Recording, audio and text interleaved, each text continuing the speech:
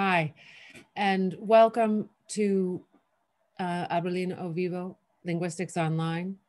My name is Amy Cook, and I'm a professor at Stony Brook in New York. I think about Shakespeare and performance from a cognitive linguistic perspective.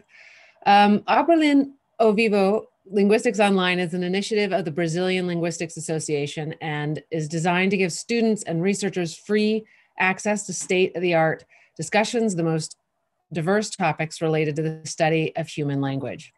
I'm very pleased to introduce Vera Tobin for us today. She is an associate professor in the cognitive science department at Case Western University and the author of Elements of Surprise, among other many wonderful works. Her talk today is called Irony is Difficult, but How, When, and Why. Thank you so much, Vera, for letting me join you on this exciting talk. And please ask questions, not Vera, but the rest of you ask questions in the chat as we go. And we will discuss at the end. And thank you so much, Vera Tobin. Thank you so much, Amy. It's lovely to be here, and I'm so happy to be giving this talk today. So I'm going to just share my screen so that you can see some slides. There you are. Okay, so as the title of my talk says, irony is difficult.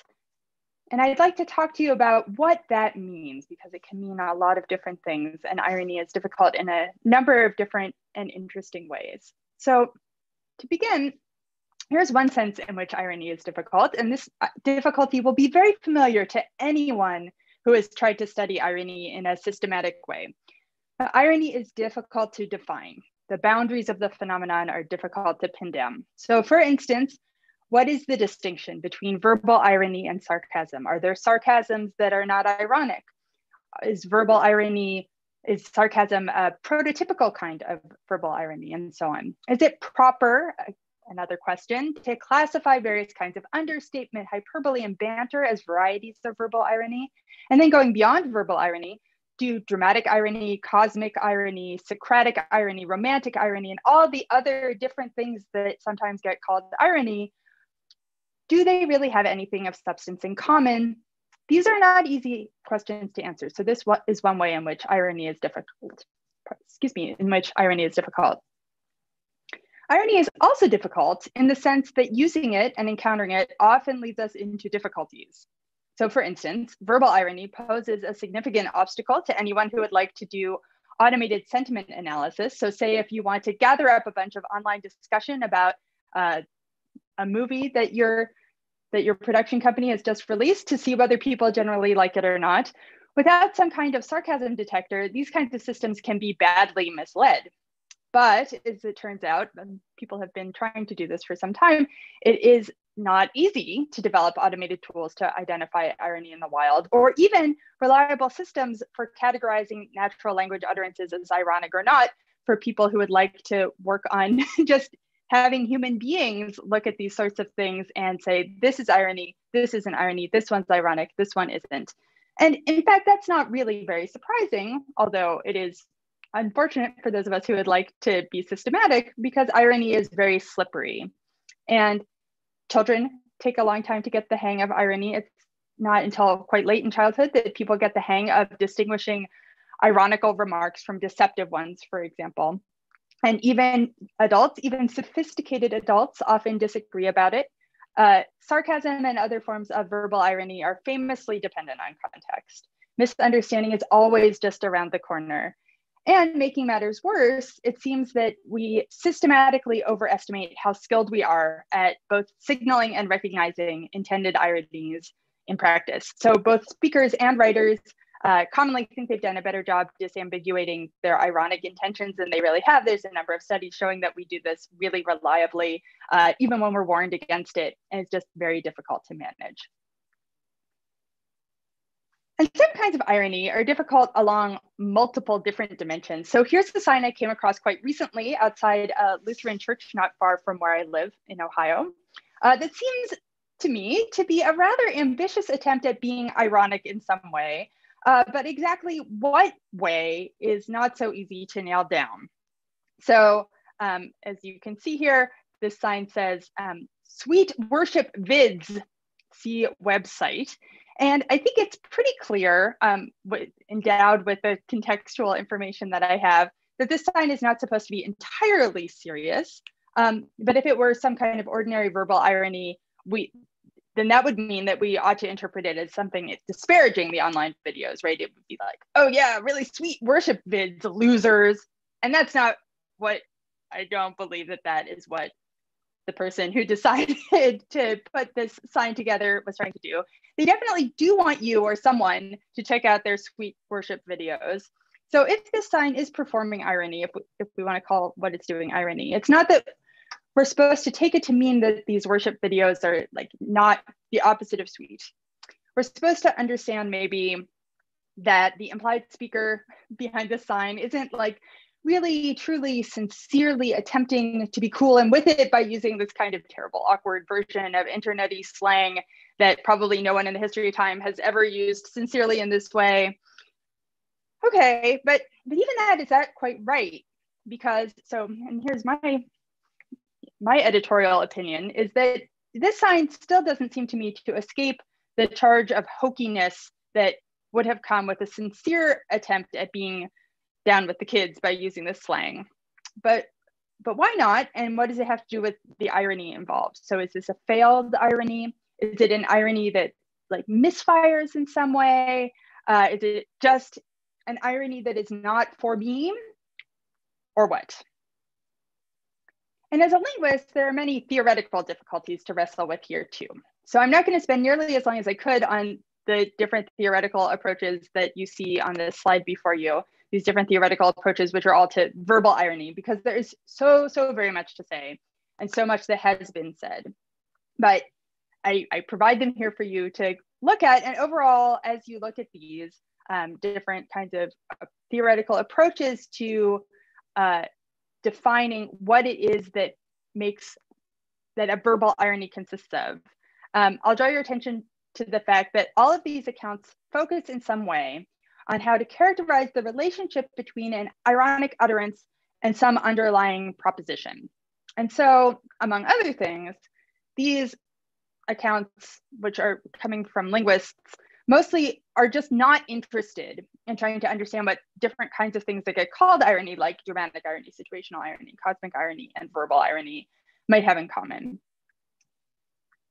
Now, my colleague Michael Israel and I have argued that it's useful to think instead about how to explain what characterizes not an irony, but an act of ironic understanding. So to think about what it means to interpret something as ironic or to take something ironically.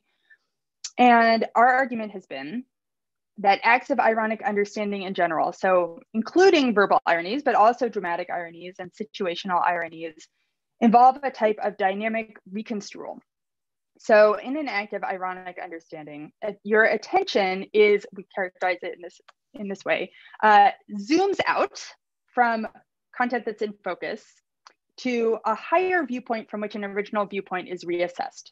So in this interpretive process, a meaning is accessed from one viewpoint, and that's the ironized viewpoint, and then simultaneously or a little later, re-accessed from a higher viewpoint, the ironic view of that viewpoint. So in this account, ironic interpretation, irony, involves a sort of decompression of viewpoint, pulling a simple viewpoint arrangement out into a more complex and multi-layered arrangement. Now you're looking at there's these diagrams here that I have placed not to explain a specific phenomenon, but to sort of just illustrate my overview of this account, but I'll come back to this idea later on. Because following on that work, Michael Israel and I have also observed that analyzing irony this way helps us see that there are a variety of phenomena which are strikingly similar to irony, but don't get called irony typically, and they don't fit neatly into any established category of irony or into any other easily identified familiar figure or trope. So one example of this is a literary strategy that we've called distanced empathy, in which multiple layers of embedded character viewpoints are presented sympathetically, but as seen by a focalizing or narratorial onlooker, often involving a combination of both indirect and free indirect styles. And people do this a lot. Actually, it turns out people do this not just in literary texts, but often in conversation and storytelling, that they set up these multiple narratorial viewpoints from which other viewpoints are presented. So, you sort of set the stage of telling a story. You're like, when I think back onto that day, I see myself doing this, or I remember this is set up, and even your own past viewpoint is set up as explicitly viewed in this way. So this is actually quite common. And like irony, distance empathy involves viewpoint shifts from a focused scene to a focus on the view of that scene, which produces an important sense of interpretive distance, hence why we call it distanced empathy. But unlike in irony, the viewed viewpoint in this circumstance isn't rejected.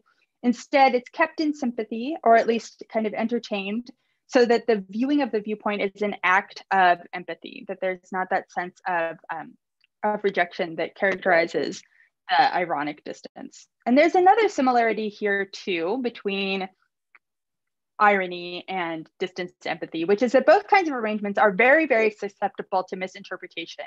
They're difficult.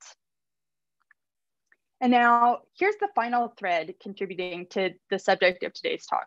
So this comes from my ongoing work on various kinds of what can be called uncooperative discourse genres, including puzzles, mystery stories, and also banter and irony and other sorts of discourse that involve crucially navigating being strategically uncooperative. My book, Elements of Surprise, which you see the cover up here before you, looks at how stories capitalize on different predictable aspects of the way people think to pull off their surprises, to be withholding and have the surprise reveal feel not like some kind of dirty trick, but satisfying and pleasing. And they do this often by taking advantage of biases in memory and reasoning to encourage us to forget or lose track of the context in which we learned story critical information, for instance. And some of these same biases are really important in understanding what you might call the fragility of irony and of related phenomena like this distanced empathy. And this brings us to the variety of difficulty that I'd like to focus on for the rest of the talk. This is what I call irony attrition. Irony attrition happens when people start out by doing or saying something ironically, but become increasingly earnest in that usage over time. And this is maybe surprisingly, maybe not, quite common. And I'm going to argue that as linguists, we should spend more time thinking about irony attrition for a couple of reasons that I think are good ones and that I hope you will agree. One good reason to pay more attention to irony attrition is that it gives us a way to think about irony not just synchronically as a behavior, an attitude, and type of speech act in a given moment, which is how we usually wind up doing it, because that's difficult enough as it is, but also diachronically in the context of language acquisition and language change. So doing this, if we have a way into doing this, this is going to naturally give us a richer and fuller understanding of what irony is and how it works. So to the extent that we think about irony this way, there's a much larger literature in looking at sort of developmental perspectives on irony itself. So how, as I mentioned, how long it takes children to get the hang of distinguishing between irony or sarcasm and sort of other related kinds of speech acts that adults know are different and have a different impact. But this is going to give us a way to think about it in relationship to some other phenomena in some useful and enlightening ways. And it's also going to let us bring irony into conversation with what we know about the evolution of other kinds of perspective embedding expressions. So this is exciting and useful, I think, and let's do it. So one sort of thing that we might classify as irony attrition is this kind of spectacular sort of irony attrition, this kind of situation that you see here, which is characterized as irony poisoning. So the passage that you see on this slide is a reported example of a particular case from Germany, which Yves Sweetser originally brought to my attention. But the situation is a familiar one, right? So the circumstance here is people who are trolling and adopting these kinds of shocking sorts of discourse, allegedly just for their shock value, doing it ironically, not really owning it, right?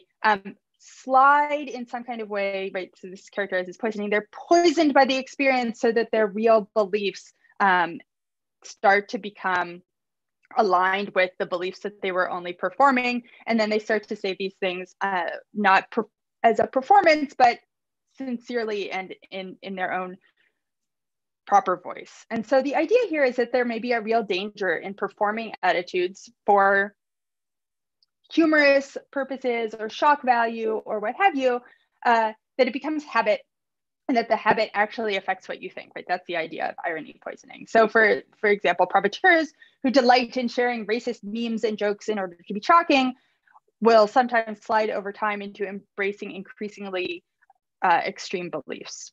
So now in this sort of case, very, very importantly, what's going on is not only that ironic behaviors are becoming habit and losing their irony, it's also important that the expressions are being used in a context that brings these would-be jokers into contact with people who are already sincere.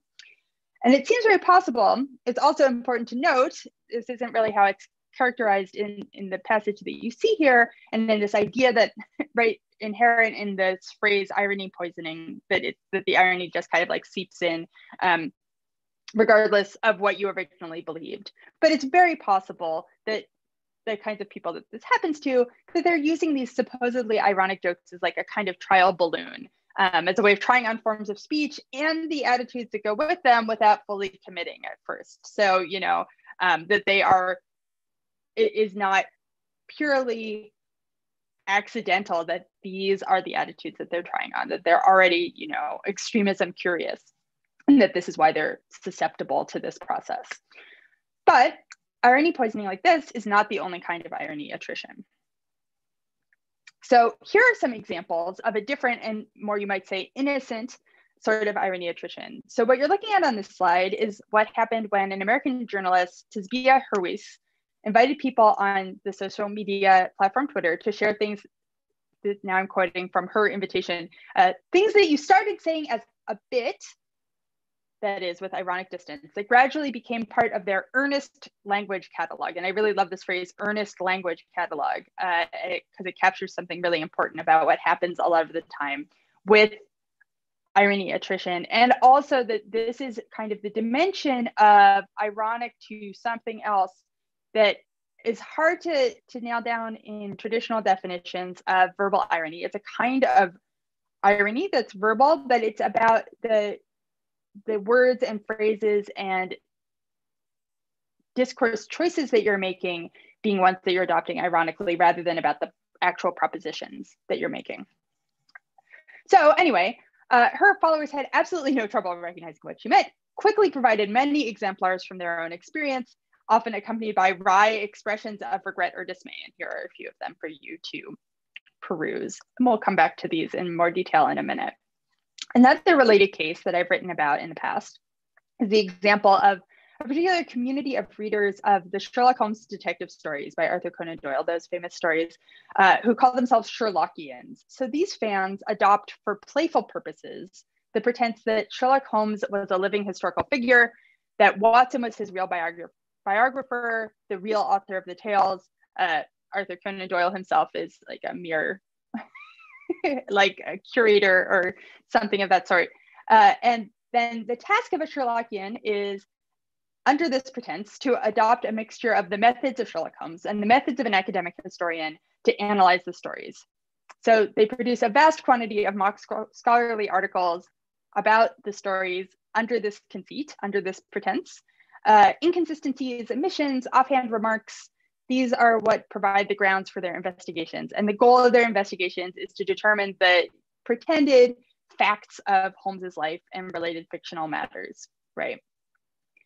Now, what happened, that's all very well and good, but what does this have to do with irony attrition? Well, what happened is that over the course of the 20th century, the interpretive habits of these Sherlockians underwent a process of stylistic and rhetorical change. So the earliest works in this mode, the sort of foundational works of Sherlockian pseudo-scholarship, are just bursting with overt markers of non-seriousness. the bits of textual analysis are written as parodies of specific other types of literary criticism. They have this very, not just full of markers of non-seriousness, but there are specific things that are being lampooned along the way. In later Sherlockian products, more and more references become internal to the extended discourse within the Sherlockian community. Markers of non-seriousness become far less frequent and so on. And modern Sherlockians take their game quite seriously. But they're still not confused about the fundamental facts of the matter, right? Michael Saylor is a historian who's written some very nice accounts of historical cases in which readers were in fact confused about the fact that Holmes and Watson were fictional creations. And he's talked about them in contrast to the idea that the Sherlockian style is a kind of, to be an ironic believer, right? So this kind of pretense with distance about believing. So these Sherlockians who take their game seriously, it's not that they take the premise seriously and are confused about whether or not Sherlock Holmes was a living detective. That's not what's happened. But in that case, then the question is like, what was it that has changed? What is it that's forgotten or lost? And it's something about that irony. So all of the cited cases, from the irony poisoning through our Twitter informants to the case of the Sherlockians, all of these hinge on the trouble of maintaining an effortful or elusive multi-level interpretive stance, right? So one which is for some reason difficult to sustain as a matter of habit. And the aspect of these scenarios that's prone to collapse involves a particular complex attitude towards the speech act or activity involved. And I'm going to show you more about how that works in a moment. But first, let's back up and look more closely at some patterns that emerge in that little collection of self-reported examples from Twitter, which is part of a larger collection of online irony attrition reports.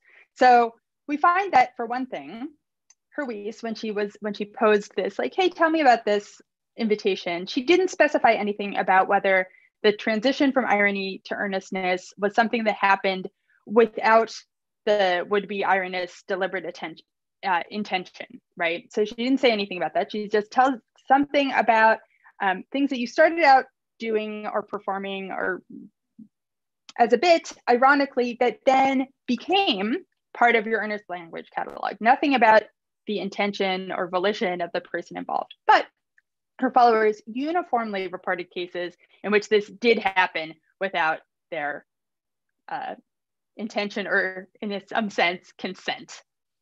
So these folks speak of, for example, having lost control of the expression as it underwent this transition, of hearing the expression coming from my mouth in a new way. Okay, so there's something about like this happened without my volition. I hear myself doing it. And sort of along the same lines, they also very often depict themselves as like just helpless in the face of these acquired elements of their so-called earnest language catalog. So they claim, for instance, that they want to stop speaking this way, but they can't stop. They cannot stop. Instead, they're engaging in these behaviors here, as the example 7 has it, reflexively and often, because they're ingrained in their everyday speech or behavior. And elsewhere in the same thread, there are people referring to expressions that they never meant to adopt unironically, behaviors that started out as mocking a regional accent, for example, but ended up as acquiring that accent, and expressions that another person says, you wound up sticking. So this is like a common experience about what's happening here as these originally ironic behaviors enter their earnest catalog in some way. It just happens to them. And they find themselves, not just that it happened without their volition, but they find themselves behaving in these ways in increasingly automatic and non-deliberate circumstances. Okay. And additionally, a little sort of side note here is that these examples also highlight the fact that the kinds of activities that are involved in saying something ironically or unironically or earnestly or not earnestly, that this kind of activity is not restricted to the domains of speech or text. So we've got examples here of informants who believe, and I agree, that the unironic dance moves of 6 and 7 here fit into the same general category of experience that their compatriots are reporting for verbal expressions. And indeed, any kind of semiosis-laden activity is going to be amenable to ironic performance. And then as a consequence, it's going to be potentially vulnerable to erosion or attrition of that irony, as we're seeing in these kinds of cases. So for example, it's old news to semioticians and to sociologists that people use consumer products to signal information about their social affiliations, their preferences, their beliefs. And it's well known that varieties of ironic consumption accordingly arise in these same kinds of veins, right? And that this is performing, yet another kind of set of social affiliations, preferences, and beliefs. And then once again, what you find is that people will sometimes report that they've lost the ironic distance that they originally brought to these kinds of activities, as you see in these new examples, numbered 8 and 9 here, of attempts at ironic consumer activity that somehow, to the informant's surprise, that they found themselves partaking in some other kind of way, where the irony disappeared and they found themselves doing something more earnestly. Okay, so some questions arise. I would say at this point, there are two questions that have emerged that we want to be able to address. So one of them is like, is there a natural or common progression from ironic performance of some expression, some action, some attitude to a non-ironic one, the way that I've been sort of saying, like, this is a thing that happens. Is there some kind of natural or common progression that goes in this direction? And if that's the case, then why should it be, right? That's one question. And then there's a second question, which is, why is it that speakers, so among these things that I showed you speakers reporting, one of the things that they were doing as they reported these facts was not just like incidental facts about what happened when something that they used to do ironically turned into something that they were doing earnestly. They actually see the fact that they are using these expressions without forethought as like a sign or symptom of that they are not being ironic, right? They find themselves saying it. So like, I know that this is just part of what I say, now it's not irony, right? So this is something interesting to observe as well. Okay, so what's going on here? I would say that we can at least start to answer these questions by reference to two things, which are on the next slide. So one thing is that I'm going to argue to you, so like, hopefully I've convinced you that there is such a thing as irony attrition that's worth thinking about in general terms and in the kinds of terms that I've laid out here. And I would like to convince you also that we should think about irony attrition in the context of routinization and entrenchment. So these are processes, depending on who you are in my audience, that you will already be very familiar with these or perhaps not. These are processes that are very familiar to usage-based grammarians and cognitive linguists in thinking about language change. And I'll talk about them in some more detail in just a minute. In these processes, just in brief, in these processes, repetition of forms and repetition of exposure, like repeated encounters of activities, and especially of linguistic forms for linguists, leads to changes in how linguistic knowledge is organized in the minds of speakers, right? So there's something that happens with repetition, routinization and entrenchment happens, and the organization of knowledge in our minds changes as a result. And then we should also refer to, harkening back to what I mentioned about research about surprises and so on, we should take a look at the host of findings in memory research about people's ability or inability to keep track of source information over time. Okay, so the viewpoint approach to irony is useful here. So the core of this account is to, as I mentioned, is to focus on irony as a kind of interpretive experience. So our argument is that the interpretive experience of irony involves, you have some mental space and focus, and you reject the content of that focused mental space and reconstrue an original viewpoint space as a new focus. So taking the sort of view of a viewpoint. So the effect of this process is that we'll just focus right now on, like a sort of very canonical ironic utterance. Like you look out the window and it's raining and you say, lovely weather. So if I, in performing that utterance, by deciding to say it, you, in taking that utterance to be ironic, involves taking that proposition almost simultaneously from two distinct points of view. So, and if I perform it and you take that interpretive stance, we're going to both have that view of the viewpoint. If we disagree about it, then we're going to be forming different kinds of interpretive views of what's going on.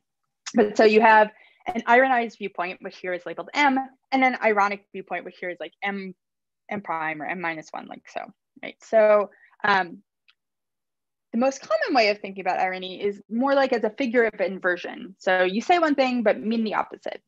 The viewpoint approach lets us see irony instead as a figure of distancing. So what's ostensibly said is figured as something the actual speaker does not or would not say, right? And from a mental spaces standpoint, by the way, if you hark back to that slide of all the different kinds of approaches, ways of trying to define what's going on with verbal irony, mention, negation, and pretense actually all have this in common structurally. They all involve holding at least two contrasting mental spaces in mind, one of which is explicitly or implicitly disavowed in some way. So, we can focus on this way in which irony is a figure of distancing, and this helps us to think about all of these different kinds of irony in a unifying kind of way.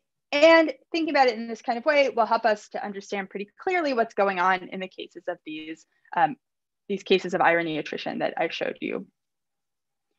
So we can take an ironic interpretive stance, not only with respect to utterances, but with respect to scenes, with situations, and even other interpretive stances themselves. So speakers can adopt an ironic stance with respect to their own utterances when they understand themselves as being sarcastic, doing a bit, and so on.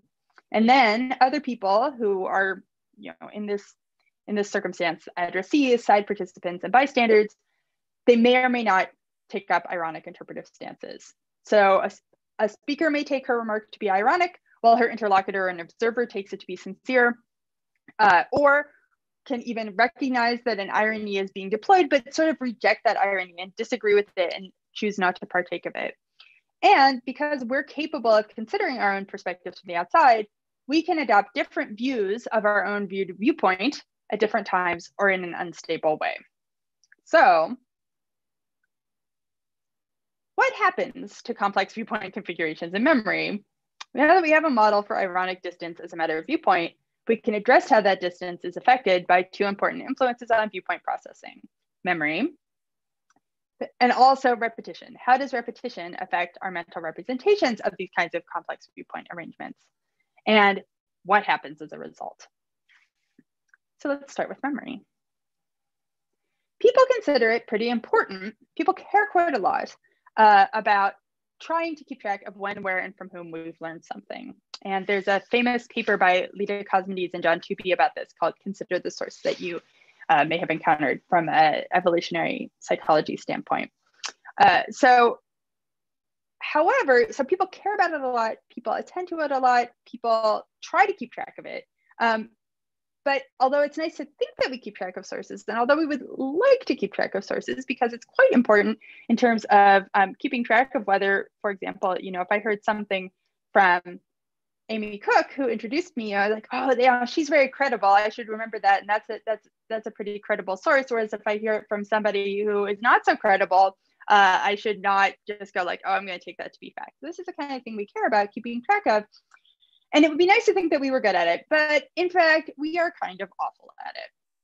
So misattribution errors, where we forget where we learned something, we think that we learned it somewhere other than where we really learned it, we would lose track of all this stuff in lots of different kinds of ways. These are really common, what Daniel Schacter calls sin of memory. So people really commonly actually remember an idea or statement correctly, but link it to the wrong source. And source complexity, which is part of what we're looking at here, makes the problem harder. So for example, there's a nice study that I like to use as an example illustrating this, where people got an information sheet that explained several common misconceptions about healthcare. And then you let a few weeks pass and you bring them back. And what happens is that many of the people remembered only the original misconceptions as facts. They recognize them as familiar. They're like, oh yeah, I've heard that before, I think that's true. they forgot entirely that they had encountered them in the context of being told that they were errors. So people lose track of this stuff really readily. And viewpoints often collapse with higher level viewpoints after they've been embedded in meta representational frames. So when multiple embedded frames and viewpoints are constructed in an ongoing discourse, some frames and some viewpoints are systematically more likely to be dropped from attention. And specifically, it's intermediate level narrative frames and construals, those which lie between the interpretive ground of a speaker-hearer and the current event space. And this manifests in a lot of different ways. Here's some examples of things that aren't about irony, but that show this general effect where intermediate level spaces get sort of lost in the shuffle. In general, source information, particularly complex source information, is just not something that humans tend to keep track of very accurately, either in detail over time or in complicated, sort of cognitively demanding settings where you're like, oh, I'm losing track of this even in the moment. The middle bits are what tend to get lost in the shuffle. So readers tend to conflate narrators with authors. They tend to attribute quoted attitudes to speakers doing the reporting, and so on. But interestingly, at the same time, we do really like to make the effort. So studies of narrative discourse have found that embedded perspectives, specifically as found in direct, indirect, and free indirect discourse, become quite difficult for readers to handle once we cross a critical threshold of actually just a few of them. So this is the interesting thing, right? Like, it's hard for us. This is difficult. We lose track of it really readily, but we want somebody to make the effort. People have a special taste, actually, for moderate levels of perspective embedding. And this is what's commonly found in fiction, and it's part of what seems to help make fictions appealing. And we see it as well, as I mentioned, in the kinds of stories that people tell just in conversation, that we kind of build in a certain amount of perspective embedding, even though it's sort of destined to often to just sort of like get handed away. Like, we don't really need it. It's all right. It was just there as window dressing. It was just there to help keep it more interesting. And the middle bits get lost. Or sometimes, of course, this is done for deceptive purposes, right? You can kind of say something that's technically true or that doesn't really resolve to anything at all, but you have the beginning bit and the end bit, and you, like, people just lose track of the middle, and you can rely on this to leave a somewhat misleading impression that isn't actually a lie that you personally told. So this is that interplay between source complexity and source evaporation that we see all over the place in lots of different settings.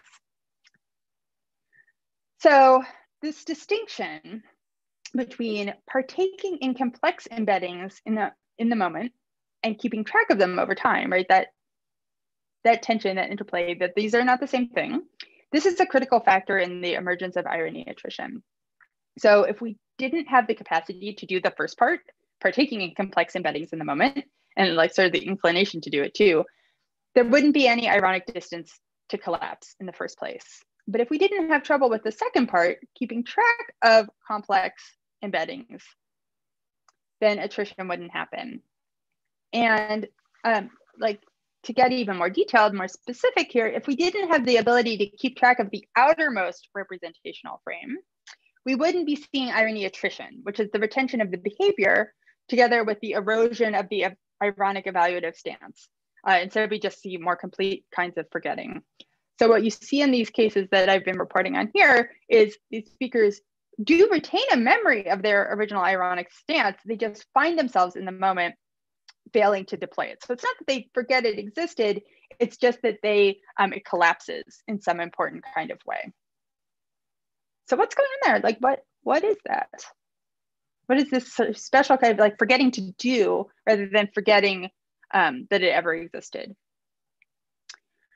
So this brings us to thinking about some of the kinds of changes that we see in language over time, not just in irony. So changes in usage and meaning for individuals and also across linguistic communities over time many of these changes can be characterized in terms of reanalysis. So reanalysis is when speakers' understanding of the underlying use, meaning, and structure of some expression changes, while the so-called surface manifestation of the expression remains more or less the same.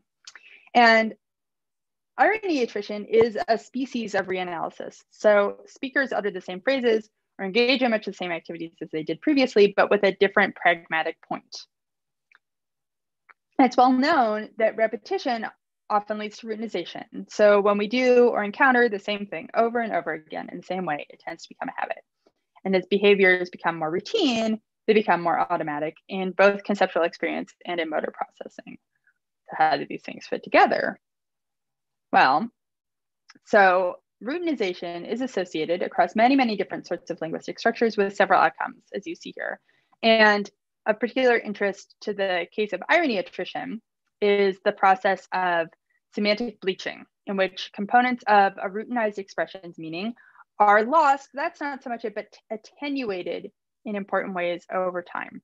So as things become more habitual, then you have things like the loss of compositionality, which is also somewhat relevant to this, not grammatical compositionality, but keeping track, right? So that this is becoming sort of more of a single unit. Reduction in other kinds of ways. It would be very interesting if we could go look at the over time, if we could see the performances of the informants that I've been citing here and see if in fact, you know, they're like little ironic dance moves that become reduced in various ways structurally and become kind of more compact over time. But of particular interest, right, to us is this idea that components of meaning as things become routinized tend to be attenuated over time. So what's going on? Okay, so what's going on there? We can dig into this idea even a little more. So Joan Bybee, who has studied frequency effects in language across enormous varieties of different kinds of contexts and different sorts of ways that things being higher frequency predictably lead to certain kinds of effects in language acquisition and language change over time. So she said, as I quoted here on the slide that you're looking at, that the mechanism behind bleaching is habituation, right? So habituation, things becoming habit. And she says, go on from what is quoted here on the slide to quote her at a little more length. She says, a stimulus loses its impact if it occurs very frequently. So, you're encountering something and it's just not, like you're used to it. Old hat, doesn't have its impact. There's something, it just is like, there's just less oomph to it. And that this is a kind of what's going on with bleaching. But then this starts, and I would say this starts to make me wonder, well, wait, what is bleaching? So if as we become habituated and stimuli lose their oomph and we get used to them and they just don't seem to mean so much anymore, like what's being bleached? So Martin Haspelmath has argued that bleaching is not a matter of semantic generalization, which is sort of one way it's often characterized, right? So like things just start to mean like kind of vague, their meaning gets vaguer and broader and it can kind of handle more stuff. But he characterizes that, I really like this, as a loss of extravagance. I like that quite a lot. So the idea is novel expressions start out by appealing to new speakers because of their novelty value. Like what makes people pick up a new expression when they encounter it, when they hear somebody else using it, like what makes them like, ooh, I'm going to use this too, is partially because of their novelty value as a way of distinguishing themselves socially. This is at least one reason why people do it. It's got a little something to it. But then through habituation, these expressions lose their shine, right? They go their old hat. And now this account may not apply to every sort of semantic bleaching, but I chose to focus on it here because it is indeed a rather good description of one aspect of what's happening in irony attrition, right? And additionally, it's interesting because it may also help to explain why, and this is something that I don't know from a systematic standpoint, but something that sort of seems to come up again and again anecdotally in these cases of irony attrition. It really comes up quite often around slang terms and other sorts of new coinages, right? That people have this kind of halfway house position where they encounter new uses and they do have a novelty value, but they don't just immediately pick them up. Their first use is this kind of try on, right? And that then as they lose their extravagance, they just become routine and as they become routine, they lose their ironic character and become earnest. So irony is certainly not the only kind of extravagance available to speakers, but I would say it is definitely a kind of extravagance. Our ironists that we're looking at here start out And this includes the people who undergo irony poisoning, or if that's how you want to characterize it, right? But the trolls and shock artists in the examples that we started out with, they start out by using striking new phrases or engaging in striking new behaviors, striking new ways of behaving that they feel are distinctive and different. But through repetition, they become habituated. The extravagance value of the performance declines, and there's like a sort of regression to the norm, and they're just using them in an ordinary kind of way. And that doing this involves a collapse of the ironic distance. Now, so I've just said that irony attrition involves like some kind of regression to a norm. I think I put it that way. So, and like, what if that's true? Like, what do I mean by a norm here? There's some kind of regression to like something, some kind of ground level. So it's important to note that the direction that this regression takes is not purely a matter of social factors, although clearly from everything I've been talking about, social factors surely do encourage and accelerate its progression. So that is, I'm arguing that the would-be ironists in our Twitter sample aren't defaulting to earnestness merely because speakers around them are using these phrases in an earnest way. Although, as we saw in the case of irony poisoning, that situation clearly does seem to help things along, and maybe a circumstance in which that encourages people to engage in this sort of behavior and then lose it in the first place. But regardless, in irony attrition, the material that undergoes bleaching is specifically the stance of ironic distance. And as we've seen, this aspect of irony depends on viewpoint arrangements that human beings enjoy, but which are genuinely and structurally difficult to sustain. So the effects we see in irony attrition are congruent, not just with like, I'm gonna kind of get swept up in the way that all the people around me are using this, but specifically with a processing oriented account too. And in this regard, irony attrition behaves like many, many other perspective embedding expressions. So we see similar effects in the historical development of epistemic markers like see and from matrix clauses, for example, that that there's a tendency for there to be a collapse of complex viewpoint arrangements to give you a kind of more bundled together, simplified semantics, and that it goes in this direction. And on this point, I have one more interesting thing to say about the fragility of irony.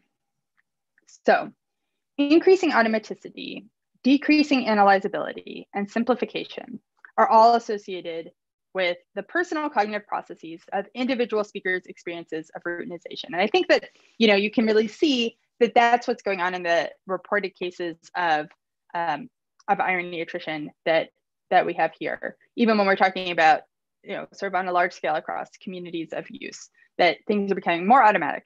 They're sort of less analyzable and more unified. They're simplified. But meanwhile, on the flip side, another thing that can happen that is pretty well documented, this is something that people who study irony are interested in, especially people who study irony from a linguistics perspective. A thing that happens is that specific expressions can over time become conventionally associated with, or and here's where the terminology that we use can get pretty confusing. You might even say that they acquire ironic meanings. And so, when I put it that way, this process sounds like maybe it's the exact opposite of what I was just talking about, right? Like, oh, you have things that had an earnest meaning, and then over time, they become conventionally associated with this ironic meaning. They acquired an ironic meaning. Like, how does this fit in? Well, I'm happy to say that I think that these cases of conventionalized, or what are sometimes called default ironic interpretations, are in fact, just like cases of irony attrition, examples of decreasing ironic distance, even as they retain and even strengthen what is in some sense an ironic meaning. So what's going on is that as their meanings and even their like derisive and scornful connotations, right, this sarcastic sneer perhaps that they come with, as all of this becomes more conventional, the ironic distance is becoming more attenuated. So John Heyman likes to say that, what is the ironic is to carry the meta message, I don't mean this. But to the same extent, if you're taking the pretense view of irony, right, the role of pretense or the role of echoic mention in any of these cases is going away. It's becoming increasingly irrelevant to these circumstances as these particular expressions become conventionally associated with a meaning that like was originally a matter of irony in the moment, potentially, right? So this kind of pre-assembled wit or expressions that seem to more readily give rise to, they're more easily associated with a meaning that we might characterize as ironic, right? So he's not the smartest means he's pretty dumb, right? This kind of ironic understatement. When the relevant meaning is the default one, it obtains even when, or in some sense, especially when the expression is spoken in earnest. So in these cases of the conventionalization of an originally ironic meaning as the default meaning of these expressions, ironic distance is still becoming attenuated. That's what's sort of collapsing in the conventionalization process. So in conclusion, irony really is difficult, but I hope that I've convinced you that its difficulty is not too difficult to understand, that there is a kind of difficulty that's really interesting and engaging to talk about, that we can describe across these different sorts of examples as cases of irony attrition, and that we can make sense of them in light of the kinds of processes that we use to understand other kinds of perspective embedding expressions, and to understand them in a processing context regarding what the sorts of things that happen when we lose track of source information in any kind of context. So thank you very much. That's it. Thank you so much, Vera. That was wonderful. And I imagine there are many questions and points of convergence for our audience. Just a point of order. The chat, is the chat within the Zoom, or is the chat located in another place? Miguel, do you? Well, let me start off. I'll figure that out. So really, really interesting. And it made me think of a number of different things about the way in which language use is so dependent on performance and viewpoint, and kind of playing with who you are in the perspective, and sort of situating yourself as the speaker. And I think that the stakes clearly are incredibly high as we find the sort of growth, sort of the viral efficacy of certainly racism in America, and also I think sort of extremist positions. So I'm curious if you can talk more about that as a way, just thinking about sort of interventions in that, because it does strike me that part of it has to do, I mean, that the habituation is reliant on the novelty getting lost, and the novelty of hearing offensive things to me doesn't go away. So I'm like, how might we continue to make sure that we are sort of how do we continue to insist that there be at least a recognition of the relationship between intention and performance? How do we call each other to task for these positions? Yeah, this is a great question, and I wish that I had like a really super I have just the prescription for us, and I will save I will save us all, because I know just how to fix this. I mean, there are technical, basically, reasons why this is so especially fraught and easy to run into in the current state of affairs, right? So when you, as I said, right, that irony is really context dependent. And so to the extent that people who are engaging in these kinds of ironic performances are immersing themselves in settings where they're just inundated with the ironic performances all the time, or right, these performances, whether they're ironic or not, it's quite often divorced from a context that kind of makes clear and here, often in a negative way, the true extravagance what is being said, right? You know, that they're in these kind of atomized circumstances where you can, on the one hand, like immerse yourself and have this really rapid habituation process because you're encountering, you know, you can like expose yourself to a fire hose stream of this kind of stuff. And at the very same time, it's especially bleached, right? That stream is like lacking the kinds of contextual information that help to like reinforce the extravagance and like put the brakes on. So, you know, like some kind of solution to helping that happen, not happen, has to involve kind of breaking the habit. So not breaking the habit like, oh, I don't want to be in this habit. It's like I bite my nails, but breaking the habitualness of it and sort of refocusing one's attention. And so, you know, I don't know what the right way to do that is, but to the extent that people kind of have freshly reorienting encounters with the like sort of true meaning of their edgelord, you know, discourse, this can to a certain extent help to shake things loose and make it less habitual. But it's just, it's really difficult.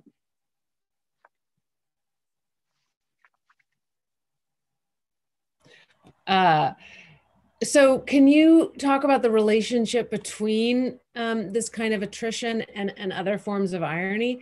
I'm fascinated by thinking about the divisions that you make between different kinds of irony. And coming from theater, I'm interested in the complexity of keeping track of what the audience knows versus what the performers knows, and the different perspectives audiences have to make. And also the ways in which that starts to break down or the extravagance starts to lose. So I'm curious how you see this really interesting idea moving across these different areas, these different kinds of irony. And at a certain point, do we need to sort of rethink the word? Like, is irony the right term? Or we, you know, I'll stop so you can right. talk. Well, I mean, that's right. I mean, that's a couple questions. But so like, you know, I've been thinking about this because originally, right, the sort of entry point to the way that I've been thinking about irony for like, you know, the past several years has been like, well, what's the right way to think about irony that takes really seriously the possibility that, in fact, you don't need to say, like, actually, when we're talking about verbal irony, we're just talking about verbal irony and all that other stuff that goes around calling itself irony. Like, I don't know what it's up to, but it's like, it's not my problem. Taking really seriously the possibility that there is some underlying, that there are underlying interpretive stances that are invoked by these different kinds of things that like might motivate why we think about them together and why we, you know, give them related names. Because, you know, now that I'm in the context of irony attrition, you know, some of it is performance rather than an expression or something like that. But it's not really about things, it's not obviously about things like, you know, dramatic irony, like, you know, staging some narrative in which, you know, the crucial frisson is hinging on the fact that a character doesn't know something that the audience crucially does know. And you're like, so what's that got to do with irony attrition? You know, this is not going to undergo attrition in like the same kind of way, but it is really true that just like the kinds of ironic stances that we see getting collapsed in discourse, that those same kinds of configurations are fragile, like they're difficult to maintain. And that we like to do them, but they're like really they're risky because you can like lose track of them. And I think one place where we could see this in really interesting ways is in looking at stagings of, you know, so I'm going to talk about dramatic irony in a theatrical setting, even though obviously, you know, you have dramatic irony in you know, novels and in regular, you know, conversational storytelling.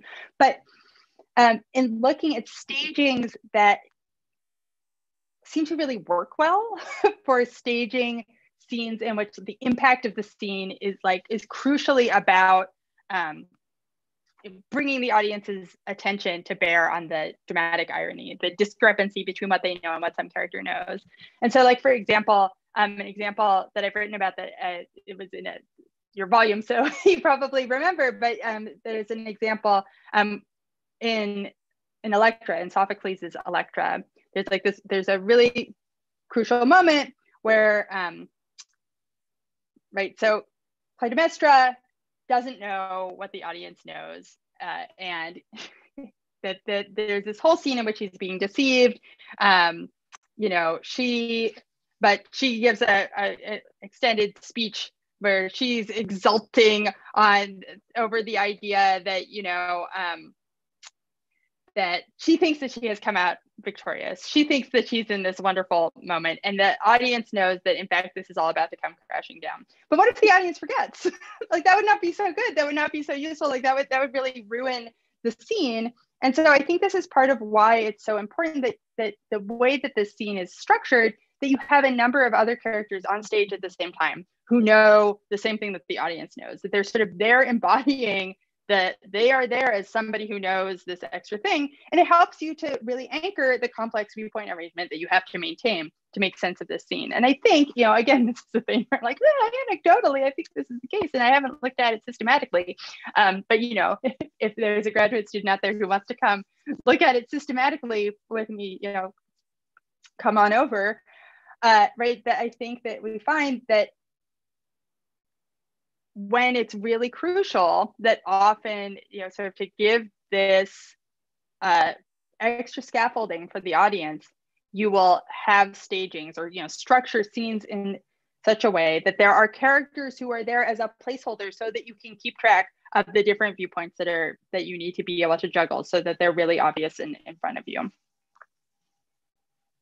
I love that. That's so exciting. And it makes me think of a lot of, you talk about irony is difficult and communicate and this way in which the difficulty of communication, of really subtle, nuanced communication. I mean, we want to make it difficult. That's why every generation has their new slang, and all parents are constantly having to sort of catch up with their children. Right. But it's because the difficulty is a way to generate mastery and also to sort of slide out of comprehension, effectively. And it's pleasurable, I mean, I think that was one of the things in thinking about the playing with irony is how pleasurable it can be to invest in a world where Sherlock Holmes and Watson are real people. And that's such a huge part of it. And I know Richard Garrick talks about the willing construction of belief and the necessity of sort of we love to believe whatever we're told. We do. We love to believe it, and we love to add complexity, even though we're going to be destined to lose track of it. This is something I think about, and here we're getting a little further afield from irony and dramatic irony and other kinds of things. But lots of people who like to read mystery stories, right? So mystery stories are they're structured around a sort of being difficult, right? That there's information that's being withheld. If you're writing a mystery novel, the challenge is in trying to really figure out that you're being withholding to the right degree. You're letting out your information enough, but not too much. This is very difficult to manage, especially because, right, it's so hard to put yourself in the position of the person who doesn't know. So there's all this structural stuff. And loads of people really, really, they're genre readers of detective fiction. They're I want mysteries. And then they're but I don't care about the mystery.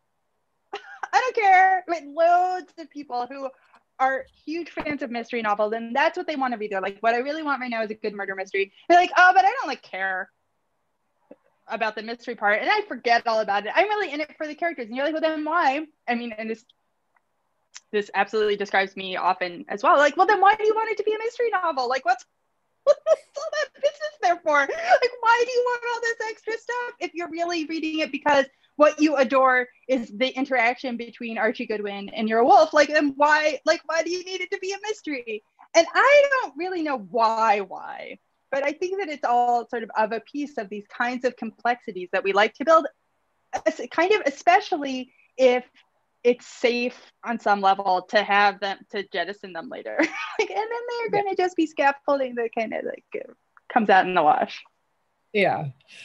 Well, I realize we've already taken up a little bit more of your time than probably I was supposed to, but I do want to thank you on behalf of Aberlin O Vivo, and I hope that people out there will continue to keep watching this incredible series.